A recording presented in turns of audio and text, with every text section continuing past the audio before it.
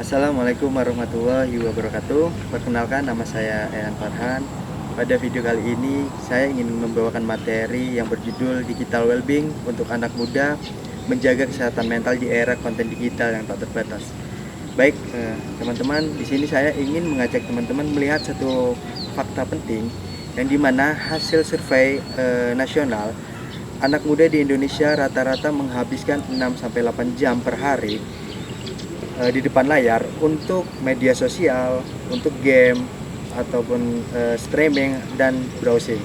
Bahkan 1-3 anak muda di Indonesia dia merasa cemas, merasa gelisah karena konten di media sosial, apalagi melihat perbandingan hidup dengan orang lain yang lebih sempurna.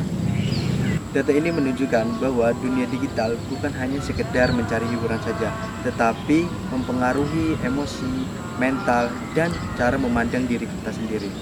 Nah, di sini saya sebagai pemateri mengajak teman-teman bukan untuk menjauhi teknologi, tetapi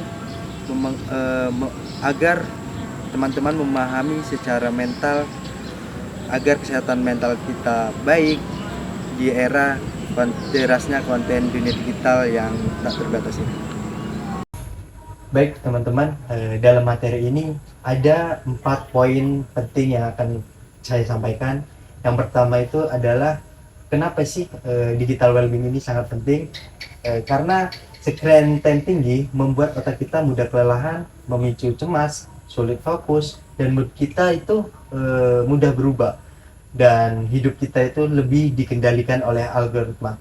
Nah, digital wellbeing ini memastikan kita tetap mengontrol teknologi, bukan sebaliknya. Nah, yang kedua, dampak konten tanpa batas pada anak muda. Yang pertama itu FOMO yang bikin gelisah. Yang kedua, perbandingan sosial yang menurunkan kepercayaan diri kita. Yang ketiga, tidur terganggu karena terlalu malam. Yang keempat, overthinking karena informasi sangat berlebihan.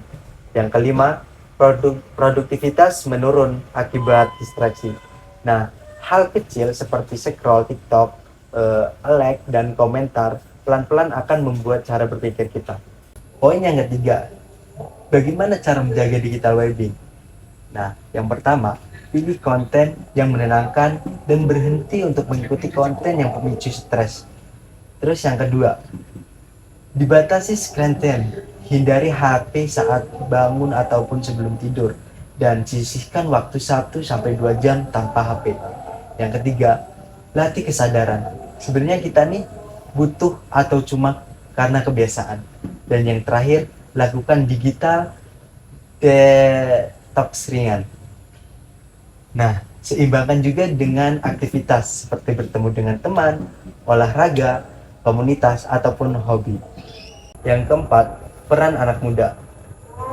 Ciptakan ruang digital yang sehat dengan tidak menyebarkan hoax, membuat konten positif, menjaga etika komentar, dan saling mendukung. Lingkungan digital sehat tercipta bukan dari platform, tetapi dari penggunanya. Baik teman-teman, mungkin itu saja materi dari saya. Untuk menutup pada materi ini, saya ingin memberikan kata-kata inspiratif.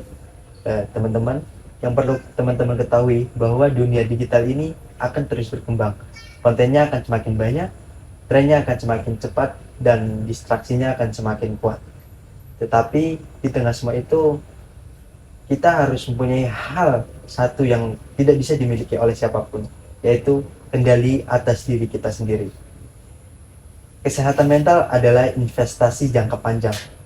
Apa yang kita lihat, apa yang kita baca, apa yang kita dengar, itu adalah yang menentukan siapa kita di masa depan. Mungkin itu saja dari saya. Terima kasih. Sampai jumpa.